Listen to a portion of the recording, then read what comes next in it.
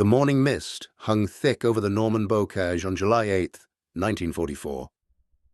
Lieutenant James Rothwell gripped the hatch rim of his M4 Sherman tank, named Cobra King, and squinted into the grey dawn. Behind him, 7 more Shermans idled in a narrow sunken lane, their engines creating a low rumble that seemed to shake the ancient hedgerows. The air smelled of wet earth, diesel fumes, and something else.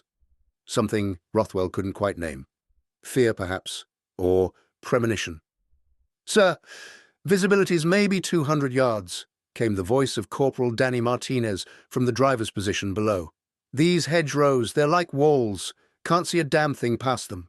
Rothwell knew Martinez was right. The intelligence briefings back in England hadn't prepared them for this. The aerial photographs had shown neat agricultural fields separated by thin lines. Nobody had explained that those thin lines were actually earth and stone berms, 4 to 15 feet high, crowned with centuries-old trees and tangles of brambles so dense they might as well have been concrete. Every field was a fortress. Every opening is a potential killing ground. "Keep alert," Rothwell said, though his voice carried less confidence than he intended. "Jerry's out there somewhere." The American tanks had been in Normandy for a month now. Back in North Africa, their Shermans had handled the Panzer IV well enough. The German tanks with their short 75mm guns hadn't posed much threat. Even intelligence reports from Tunisia and Sicily suggested the Sherman's 75mm M3 gun could penetrate German armor at reasonable combat ranges. The crews had been told they had nothing to fear from the workhorse Panzer IV, but things had changed. If you're enjoying this deep dive into the story, hit the subscribe button and let us know in the comments from where in the world you're watching from today. Rothwell didn't know it yet, but the German tanks waiting ahead weren't the same Panzer IVs the Americans had fought in 1942. These were Panzer IV AOSF H models, upgraded specifically to counter Soviet T-34s on the Eastern Front.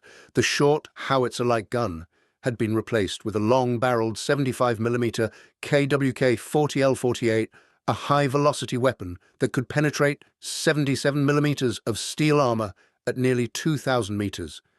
Against the Sherman's maximum frontal armor of 75 to 90mm, depending on angle.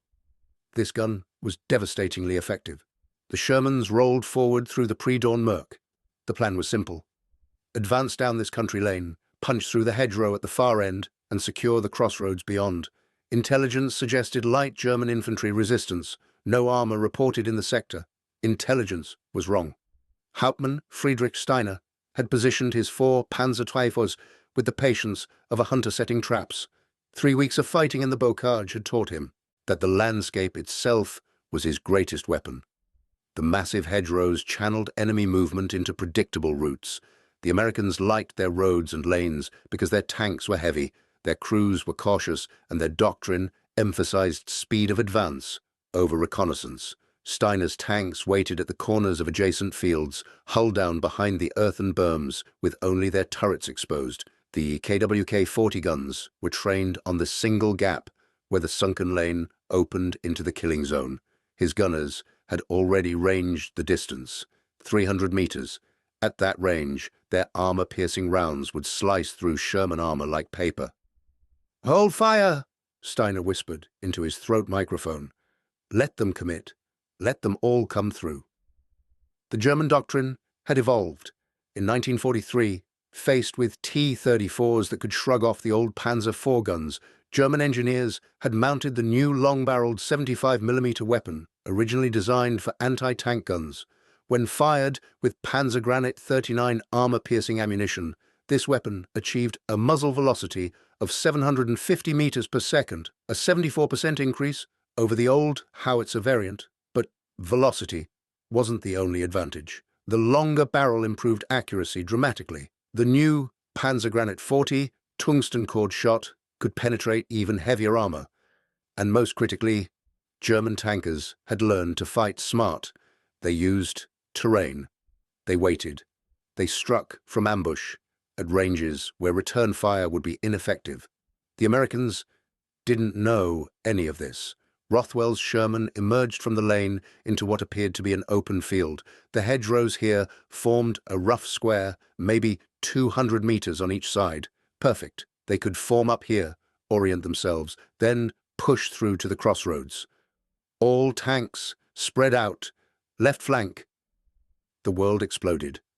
The first shot came from Rothwell's 2 o'clock position. He didn't see the muzzle flash, only felt the impact as a Panzer IV round slammed into the 3rd Sherman in line. The 75mm armor-piercing shell penetrated the right sponson, where ammunition was stored. The Sherman didn't brew up. It detonated. A geyser of flame shot 15 feet into the air.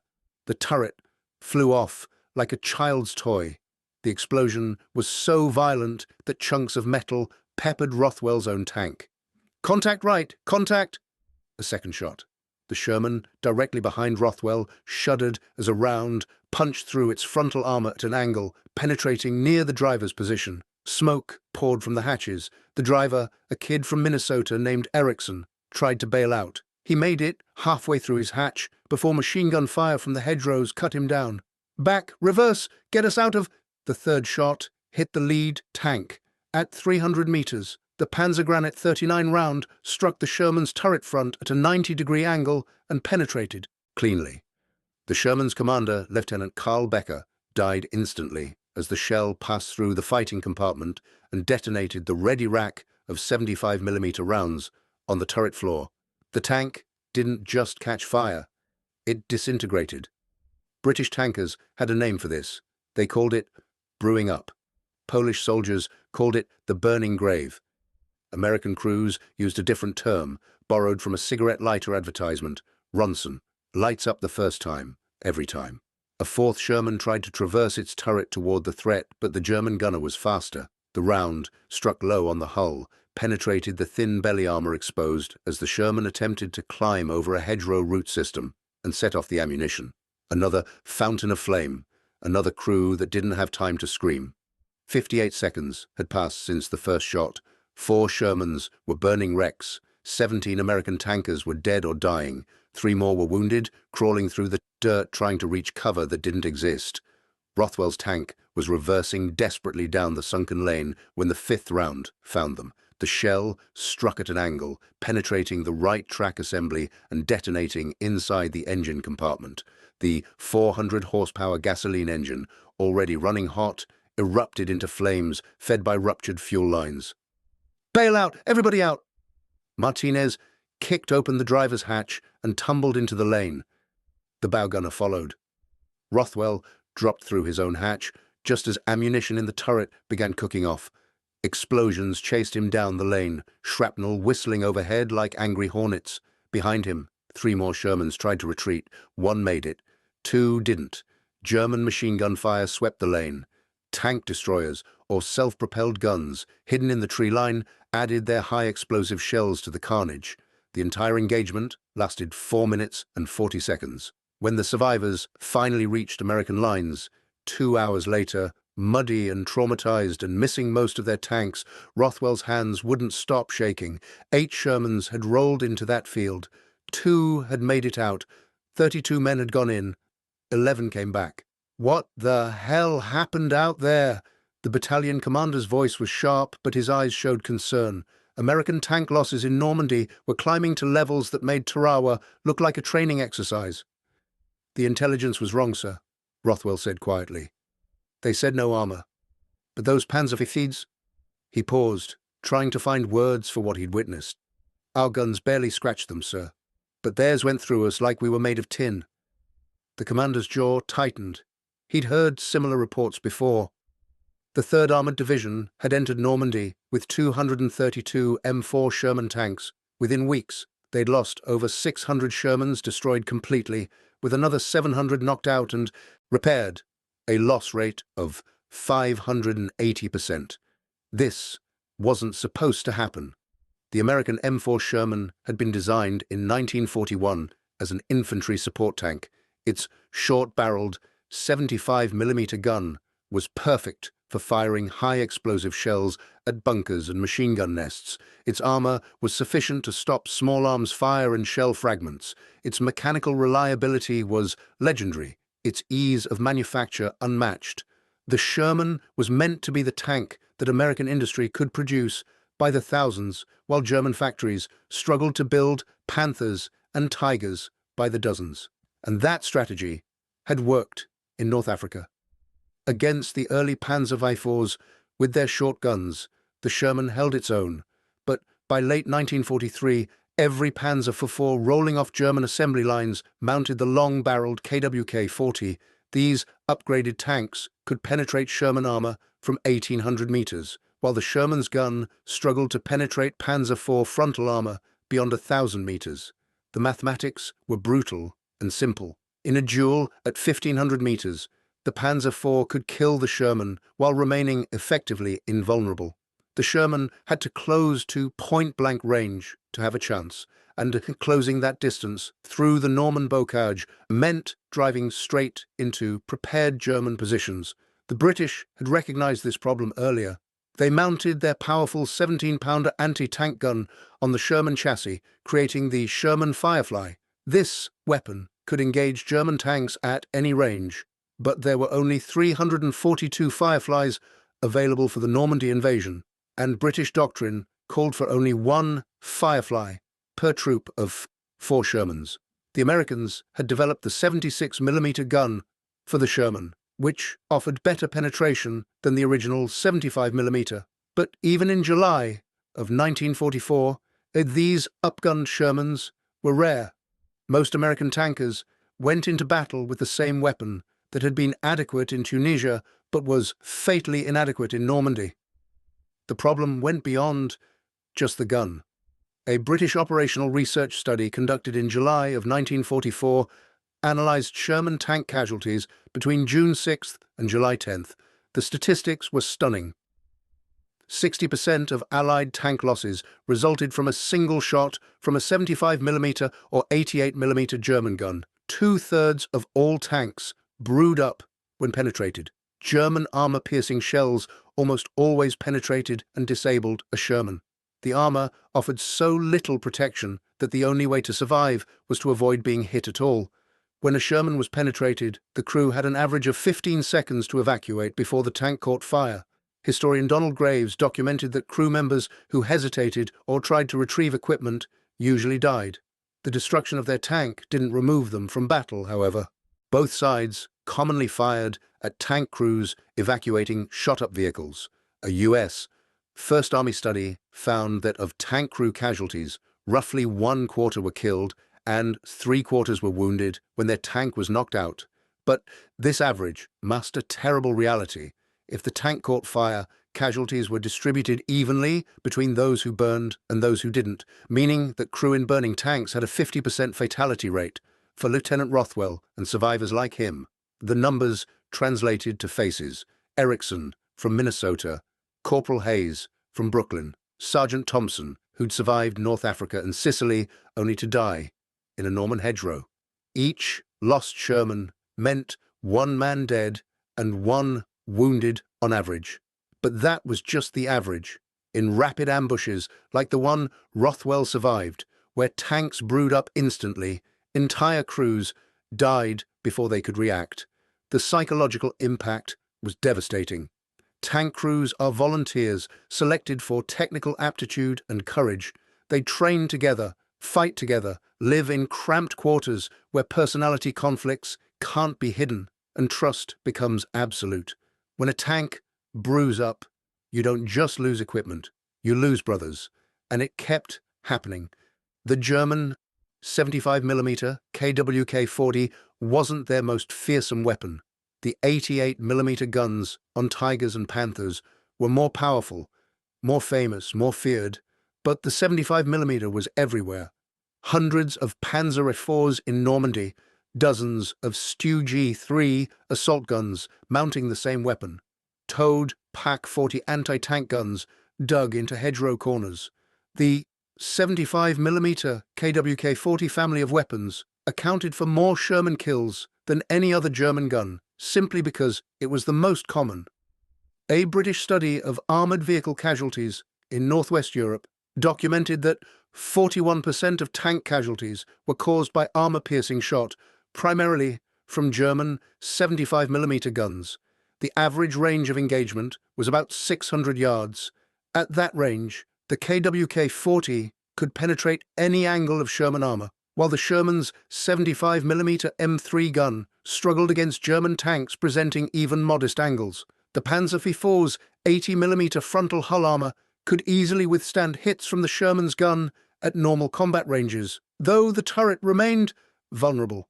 German tankers learned to position themselves hull down, presenting only the turret to enemy fire, minimizing their vulnerability while maximizing their killing power. American tankers learned this the hard way, one burning Sherman at a time.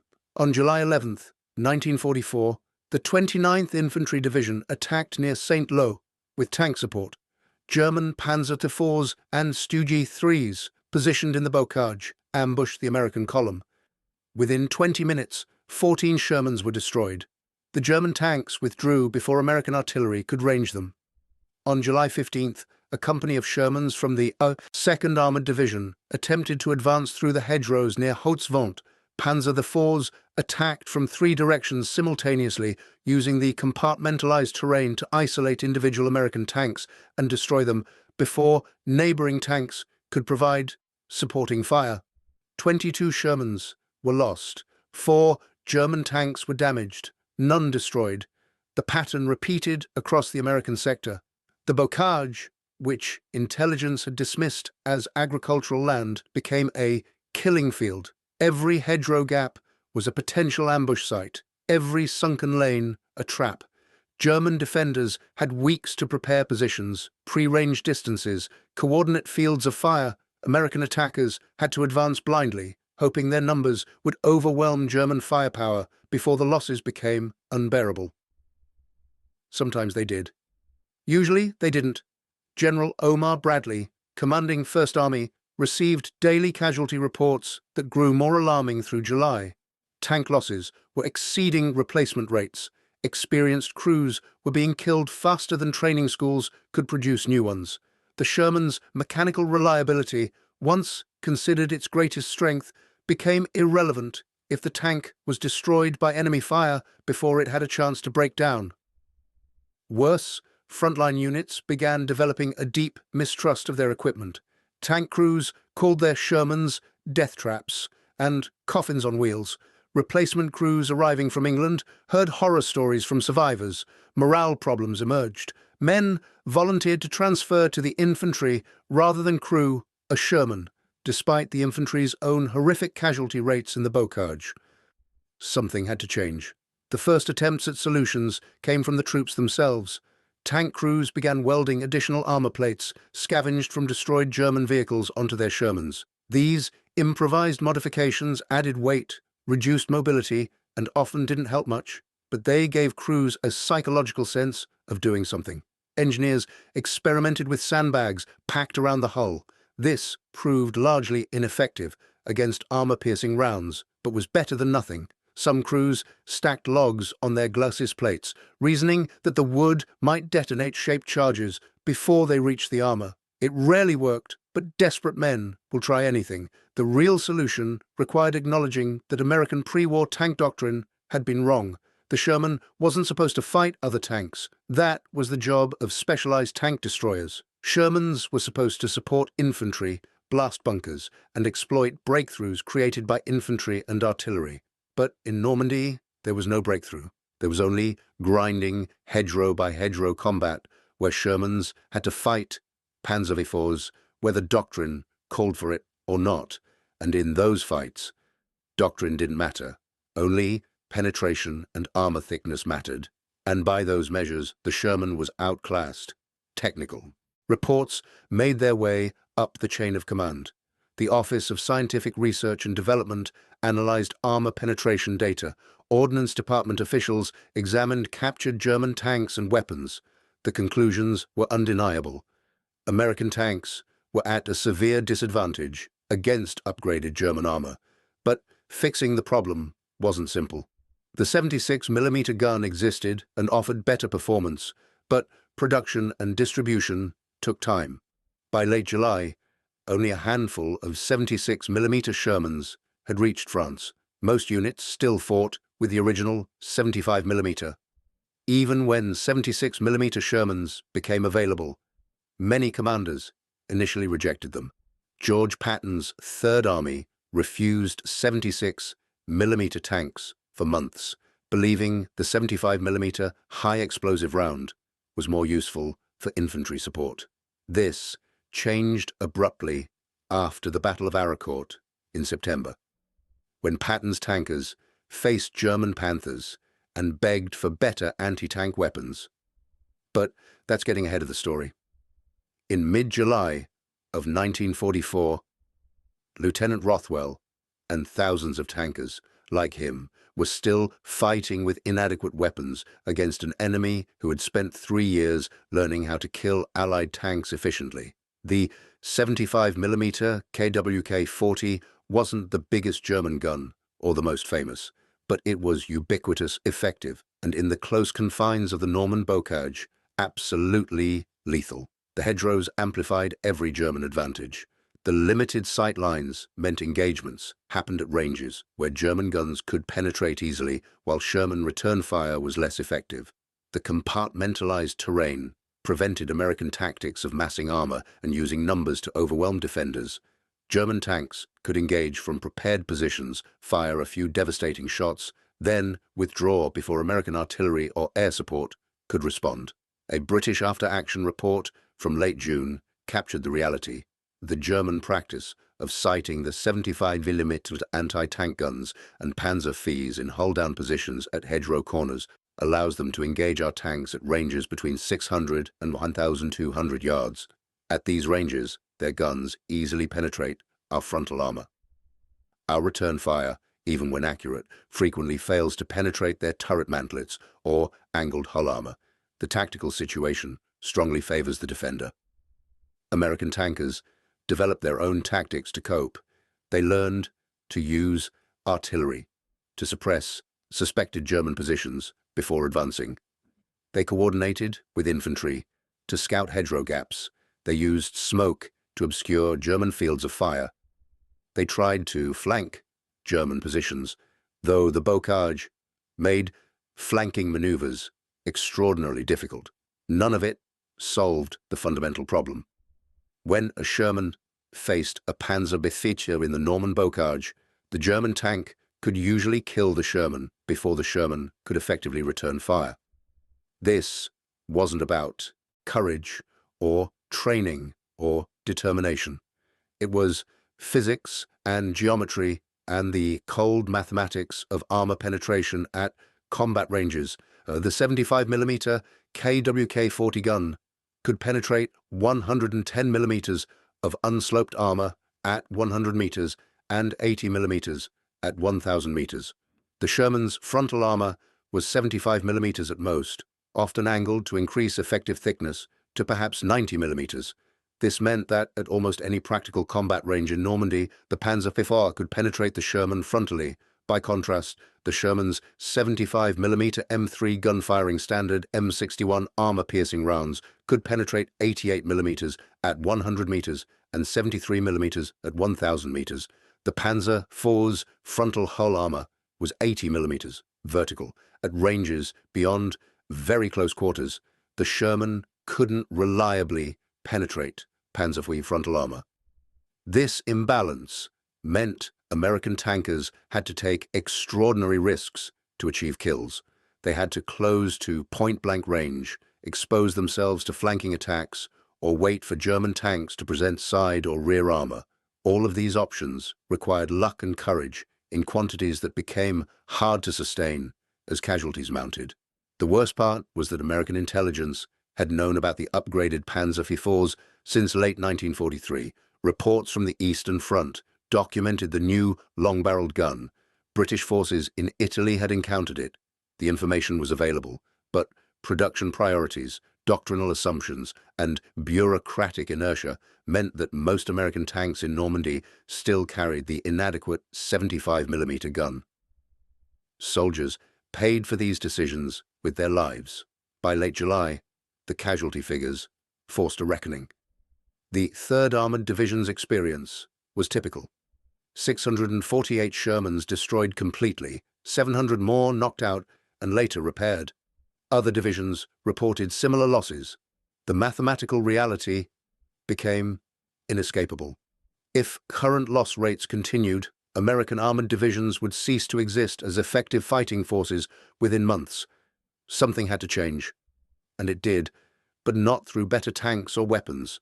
It changed through tactics, through air superiority, through American industrial capacity, delivering endless replacement vehicles even as frontline tanks burned.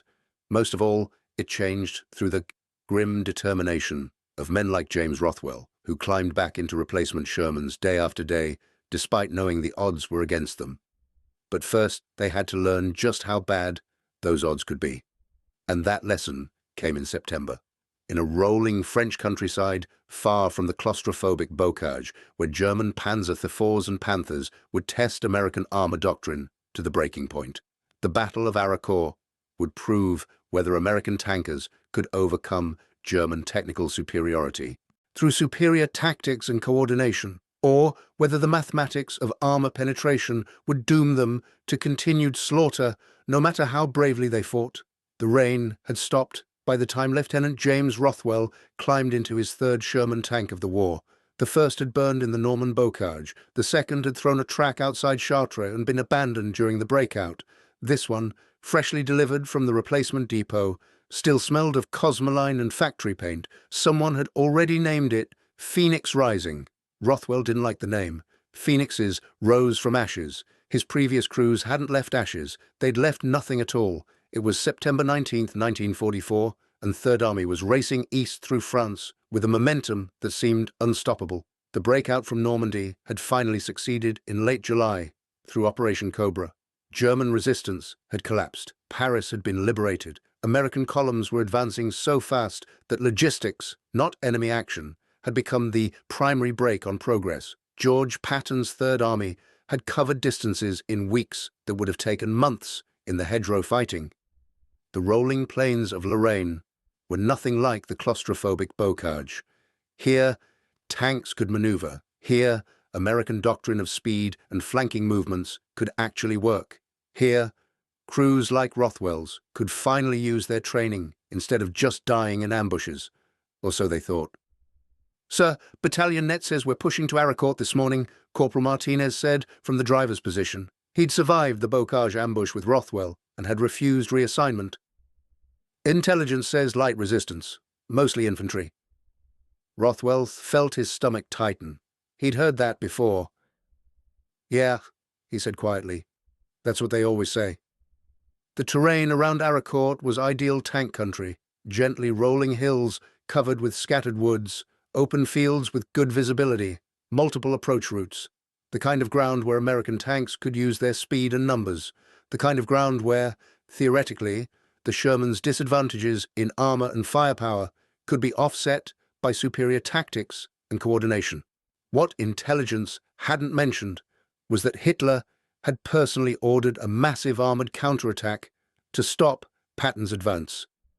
The 5th Panzer Army was concentrating near Aracourt with explicit orders to destroy American spearheads and restore the front line. The attacking force included the 110th and 113th Panzer Brigades, equipped with the latest Panthers fresh from German factories. The Panther was a different beast entirely from the Panzer before. Where the Panzer IV was an upgraded pre-war design, the Panther was a next-generation tank designed specifically to counter the Soviet T-34. Its sloped frontal armor was 100 millimeters thick at 55 degrees, giving an effective thickness of over 180 millimeters. The long-barreled 75mm KwK 42L70 gun could penetrate 150 millimeters of armor at 1,000 meters. Against a Sherman's 75 to 90 millimeters of frontal protection, the Panther was essentially invulnerable from the front at combat ranges while being able to penetrate Sherman armor from over 2,000 meters. But the 5th Panzer Army also included hundreds of upgraded Panzerweises, the same tanks that had devastated American armor in Normandy, the same 75mm KwK 40 guns that could slice through Sherman armor at 1,500 meters. And this time, they wouldn't be fighting from static positions in hedgerows. They'd be conducting mobile operations across open ground, using their superior range and armor to devastate American columns before the Shermans could close to effective firing distance. The Germans had another advantage. They were desperate.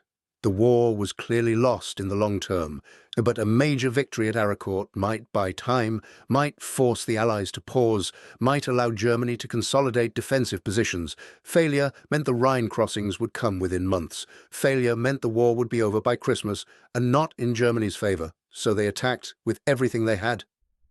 Combat Command A of the 4th Armored Division was moving in column along the road to Aracourt when the lead Sherman suddenly exploded. The shell came from beyond visual range. A distant crack followed immediately by the sound of tearing metal. The Sherman's turret lifted slightly, tilted, then settled back as flames erupted from every hatch. "Contact front!" The radio net exploded with traffic. "Panthers! Panthers at—" A second Sherman died. Then a third. German tanks were engaging from ridge lines nearly 2,000 meters away, using their superior optics and gun range to pick off American tanks before the Shermans could even see them clearly. This was the nightmare scenario American tankers had feared. In the bocage, limited sight lines had at least prevented the Germans from exploiting their range advantage. But here, on open ground, German Panthers could engage at distances where Sherman return fire was almost useless. The American columns were being slaughtered without being able to fight back, but this wasn't Normandy. This was September, and American forces had learned a few things. All units, disperse, get off the road, artillery, fire mission on that ridge line. The battalion commander's voice was sharp but controlled. Within seconds, American tanks were scattering into the fields on either side of the road. Within minutes, American artillery was dropping high explosive shells on suspected German positions. The 4th Armored Division had been fighting since D-Day, +4. Their tankers had survived the bocage, survived the breakout, survived 3 months of continuous combat. They were veterans now, and veterans knew how to adapt. Rothwell's platoon swung, left into a depression that offered some cover from the ridge line. Martinez pushed the Sherman hard, engine roaring as they bounced across the field. Behind them, 2 more Shermans followed. A 4th attempted the same maneuver, but caught a Panther round in the flank. It brewed up instantly, black smoke marking where 5 more Americans had died. "Spread out! Give them multiple targets!" Rothwell was yelling into the radio, even as he traversed his turret, searching for targets. The Panthers were hull down on the ridge, only their turrets visible. At this range, nearly 1,800 meters, his 75mm gun was almost useless against frontal Panther armor. But Rothwell had learned something in Normandy. You don't have to penetrate armor to hurt a tank. "Gunner, target that Panther at 2 o'clock, high explosive, aim for the base of the turret." "Sir, that won't do it," the Sherman's gun barked. The high explosive shell impacted just below the Panther's turret, exploding against the hull. It didn't penetrate, but the explosion was close enough to the commander's cupola that the German crew buttoned up, closing hatches to protect themselves from fragments, and a buttoned-up tank has limited visibility. "All tanks, suppressive fire! Keep their heads down!" Rothwell was improvising, but it was working. Up and down the American line, Shermans were firing high explosive shells at the German positions, not trying to penetrate, just trying to suppress, making the Germans duck, buying time. Time for what? Time for American tactical air support. The P-47 Thunderbolts arrived 20 minutes after the first contact. American ground-air coordination, nearly non-existent in Normandy, had improved dramatically. Forward air controllers attached to armored units could now call in strikes within minutes. The Thunderbolts came in low, rockets and bombs targeting the German positions on the ridge. The Panthers withdrew. They were nearly invulnerable to Sherman fire, but they were very vulnerable to aerial attack. The German tanks pulled back beyond the ridge, relocating to new positions before the American planes could destroy them. It was a small victory, but it established a pattern. At Aracourt, American forces would use combined arms warfare to offset German technical superiority. Artillery, air support, and coordinated tank movements would compensate for the Sherman's inadequacy in one-on-one duels. But the battle was just beginning. Over the next 36 hours, the engagement around Aracourt devolved into a brutal meeting engagement. German forces, primarily the 113th Panzer Brigade, with its Panthers and supporting Panzertheifers, attempted to punch through American positions and capture the town. American forces, primarily elements of the 4th Armored Division, fought to hold their positions while reinforcements arrived. The mathematics of tank combat, so brutally simple in Normandy, became more complex here. Yes, individual Panthers could dominate individual Shermans. Yes, the Panzer before still had superior range and penetration. But the Americans had advantages the Germans couldn't match. American artillery was devastating. German tank columns, attempting to concentrate for attacks, found themselves under constant artillery fire. Forward observers directed salvos of 105mm and 155mm shells onto German assembly areas. Panthers might be invulnerable to Sherman guns, but high explosive shells could still damage tracks, optics, and external equipment. American air superiority was absolute. German tanks moving in daylight were spotted and attacked within minutes. Luftwaffe fighters, which might have contested this, were nowhere to be seen. Germany's once mighty air force had been ground down over 3 years of war and could no longer protect ground forces from Allied air attack, and American logistics were unstoppable. For every Sherman destroyed, 2 more arrived from replacement depots. German tanks, once knocked out, often couldn't be recovered or repaired. The Wehrmacht was fighting at the end of supply lines that stretched back to Germany through France, where resistance fighters sabotaged trains and bridges. American supply lines ran to beaches in Normandy, where Liberty ships unloaded endless tonnage of ammunition, fuel, and spare parts. But none of this made individual tank battles less deadly. On September 20th, Rothwell's platoon encountered 3 Panzerpfeifes near a small village east of Aricourt. The engagement opened at 800 meters with a German ambush. The lead American Sherman took a round through the turret that killed the commander and gunner instantly. The second Sherman fired back, its shell bouncing off the Panzer IV's frontal armor. Rothwell didn't try to penetrate. He'd learned. "Driver, hard right, flank them, second and third tanks, suppress." Martinez threw the Sherman into a violent turn. Behind them, the other surviving Shermans began pumping high-explosive shells at the German positions, not trying to kill, but trying to blind and distract. Rothwell's tank roared across the field at maximum speed, engines screaming, throwing up dirt. The Panzerfilks tried to traverse to meet the threat, but Sherman mechanical reliability finally paid off. American tanks could move and shoot. German tanks had better guns, but traversing while moving was difficult. Rothwell's tank got into position on the German flank before they could reorient. "Gunner, left tank, flank shot, armor piercing." At 300 meters, firing at the Panzer IV's thin side armor, the Sherman's 75mm gun finally had a chance.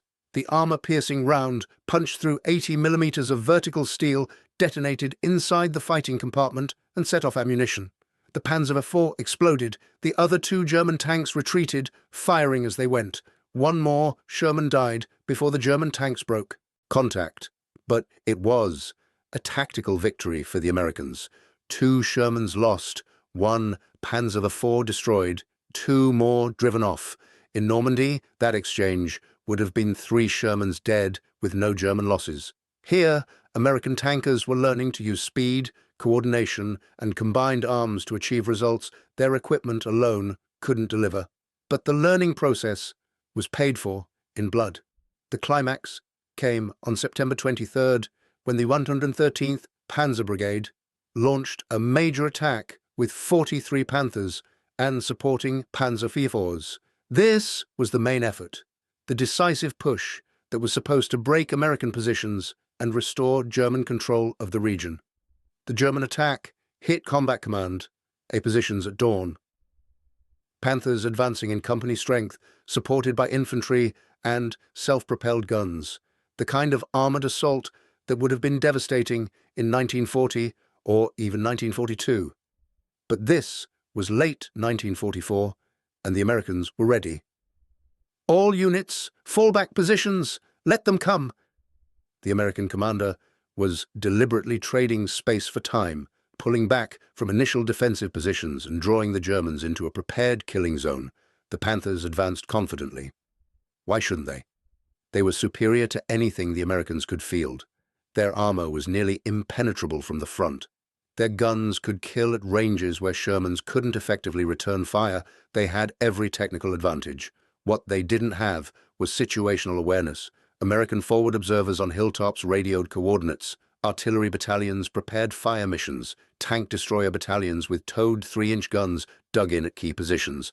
And overhead, invisible to German tankers focused on the ground battle, P-47 Thunderbolts orbited, waiting for targets. The Germans drove into a trap more sophisticated than anything they'd faced in Normandy. Artillery struck first. Massed batteries of 105mm and 155mm guns dropped steel rain on the advancing German columns. The shells couldn't penetrate Panther armor directly, but they didn't need to. They disabled tracks. They killed accompanying infantry. They forced tank commanders to button up, reducing visibility. They created chaos. Tank destroyers engaged next. The American M5 3-inch gun, firing from prepared positions at flank angles, could penetrate Panther side armor. German tanks advancing in column formation suddenly found themselves taking fire from multiple directions. Then came the Thunderbolts, diving from altitude with rockets and bombs, targeting Panthers that had clustered together for mutual support. The Germans had no air cover, no way to defend themselves except to scatter. And scattered tanks are vulnerable tanks. Finally, the Shermans counterattacked, not frontally, where Panthers held every advantage, but from flanks and rear positions that American commanders had, carefully prepared. Sherman platoons hit German columns from the sides at ranges where even the 75mm gun could penetrate. The mathematics of armor penetration hadn't changed. One-on-one, frontally, the Panther still dominated the Sherman. But warfare isn't one-on-one, and the Americans had learned to create situations where their numbers and combined arms could overwhelm German technical advantages. By midday, on September 23rd, the 113th Panzer Brigade was in retreat. 11 Panthers destroyed, 23 more damaged and abandoned when they couldn't be recovered. Supporting Panzer IVs suffered similar losses. The entire German attack had collapsed not because American tanks were suddenly better, but because American combined arms warfare had rendered German technical superiority irrelevant.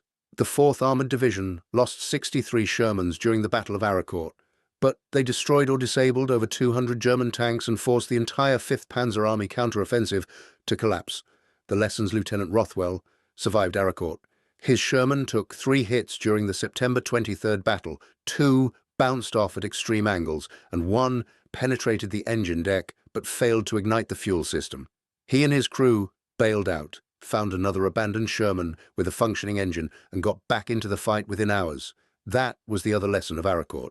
German Panthers might be technically superior, but when one broke down or was damaged, it was often lost permanently. Shermans could be repaired, replaced, or substituted with shocking speed. American logistics and industrial capacity meant that even catastrophic tank losses could be absorbed and replaced faster than Germans could inflict them. The 75mm KwK-40 on Panzerweifes, so devastating in Normandy, proved less decisive in open terrain where American tanks could maneuver. The gun's superior range still mattered, but American artillery and air support could suppress German tanks before they could exploit that advantage.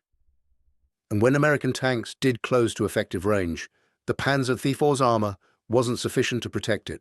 The Battle of Aracourt didn't solve the Sherman's technical inadequacies. American tankers would continue fighting with inferior guns and armor for the rest of the war. The 76mm Sherman, when it finally arrived in numbers, helped but didn't eliminate the disadvantage. Even the M26 Pershing heavy tank, with armor and firepower comparable to German Panthers, arrived too late and in too few numbers to matter. What changed after Aracourt was American doctrine and tactics. Tank units learned to integrate artillery and air support as essential components of armored warfare. They learned to avoid frontal engagements, where German tanks held every advantage. They learned to use speed and maneuver to create flank shots. They learned that combined arms warfare could compensate for technical inferiority, and they learned to accept casualties. The 4th Armored Division suffered approximately 800 tank losses during its advance from Normandy to Germany. The 3rd Armored Division lost over 600 tanks, completely destroyed, with hundreds more knocked out and repaired. These weren't acceptable losses by any rational military standard. They were catastrophic losses that would have destroyed most armies. But American industrial capacity made them sustainable. Detroit could build Shermans faster than German guns could destroy them. Training schools could produce replacement crews faster than combat could kill them. The mathematics were brutal, but they favored the Allies. The cold statistics masked individual tragedies. Corporal Danny Martinez died near Metz in November when his Sherman hit a mine and then caught fire from a Panzer Tief's finishing shot. Sergeant Hayes, who'd been wounded in the bocage, returned to combat and died at the Rhine crossing. Lieutenant Carl Becker, mentioned earlier, never made it out of Normandy. For the men who crewed Shermans, the war was a continuous process of climbing into tanks, knowing the odds were against them, knowing that German guns could penetrate their armor at ranges where they couldn't effectively return fire, knowing that if their tank was hit, they had seconds to escape before it caught fire, knowing that friends and crew members died regularly, and you just had to keep going. James Rothwell made it to Germany. His 4th Sherman took a Panzerfaust to the turret near Aachen, and he lost 2 fingers on his left hand from shrapnel. His 5th Sherman broke down outside Cologne and was abandoned. He ended the war as a technical advisor at a replacement depot, training new crews in the lessons paid for in blood across France and Germany. He never went back to France, never visited the field near St. Lo, where his 1st Sherman burned, never tried to find the graves of Erickson, Hayes, Thompson, and the others who died because American tanks weren't good enough and American doctrine hadn't adapted fast enough. People ask me if the Sherman was a good tank. He said in an interview decades later, "That's the wrong question. It was the tank we had. We learned to fight with it. We learned to survive in it. We learned to win with it, but not because it was good. We won because we had so many of them that losing tanks didn't matter. We won because American factories could replace our losses faster than German guns could create them." He paused, staring at something invisible. But for the guys who died in those Shermans, the math didn't matter. For them, the 75mm KwK-40 was the most dangerous weapon in the German arsenal because it was everywhere. Panthers and Tigers got the fame, but the 75mm killed more of us than anything else. And we went out every morning knowing it was out there, knowing our armor wouldn't stop it, knowing we had to get lucky to survive. Another pause. We got lucky. Most days. Some days we didn't. And on those days, the Sherman lit up like a Ronson lighter. First time? Every time. The Sherman tank remained in service with various armies for decades after World War II. The Israelis used upgraded Shermans in the 1960s and even into the 1970s. The tank's mechanical reliability, ease of maintenance, and upgradability kept it relevant long after its armor and armament became obsolete. But for the men who fought in Shermans during World War II, the tank's legacy was more complicated. They'd fought in machines they knew were inferior to enemy equipment. They'd watched friends die in tanks that caught fire too easily, that had armor too thin, that had guns too weak. They'd won anyway, through courage and numbers and combined arms warfare that made technical specifications irrelevant. The 75mm KwK-40, the gun that had seemed so unstoppable in Normandy, ended up on history's scrap heap alongside the tanks that carried it. The Panzer IV, once Germany's most important tank, became a footnote in histories that focused on Tigers and Panthers. The weapon that killed more Allied tanks than any other German gun became just another piece of obsolete equipment. But for James Rothwell and the thousands of American tankers who faced that gun across French fields and German villages, it would never be obsolete. It would always be the crack of sound arriving simultaneously with tearing metal, the flash of penetration, the split-second decision to bail out or die, the friends who didn't make it, the Shermans that burned. Victory came at a price, measured in burning tanks and dead tankers. The Sherman wasn't a death trap because of design flaws or manufacturing defects. It was a death trap because American military doctrine sent it into combat against superior German weapons and expected numbers to overcome quality. Sometimes that worked, sometimes it didn't. And on the days it didn't work, 5-man crews died in steel coffins that lit up like Ronsons. That's the real story of the Sherman tank and the 75mm KwK-40, not a story of technical specifications or production numbers, a story of men who fought in inadequate equipment and won anyway, at a cost that statistics can measure but never truly capture. The last Sherman veteran reunions happened in the early 21st century.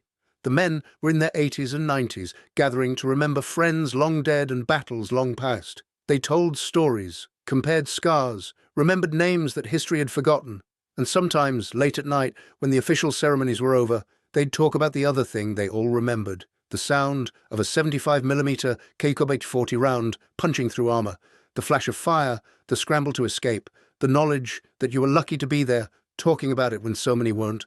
"We won the war," James Rothwell said at one of those reunions, his voice quiet. "But we paid for every mile, in blood and burning Shermans." People don't remember that now. They remember D-Day and the Battle of the Bulge and VE Day. They don't remember the 1,000 small battles where we died in tanks that couldn't protect us. He looked around at the other veterans, men who understood because they'd been there. But we remember. We'll always remember. And maybe that's enough. The last Sherman veteran of World War II died in 2024. With him died the living memory of what it was like to fight in those tanks, to face German guns that could kill you before you could fight back, to watch friends die and then climb into another Sherman the next morning because that's what the mission required. The history books record that the Sherman was an adequate tank that helped win the war through superior numbers and logistics. The veterans knew a more complicated truth. It was a death trap that they made work through courage, tactics, and sheer determination, not to let their friends' deaths be meaningless. Both things can be true. Thank you for watching. For more detailed historical breakdowns, check out the other videos on your screen now, and don't forget to subscribe.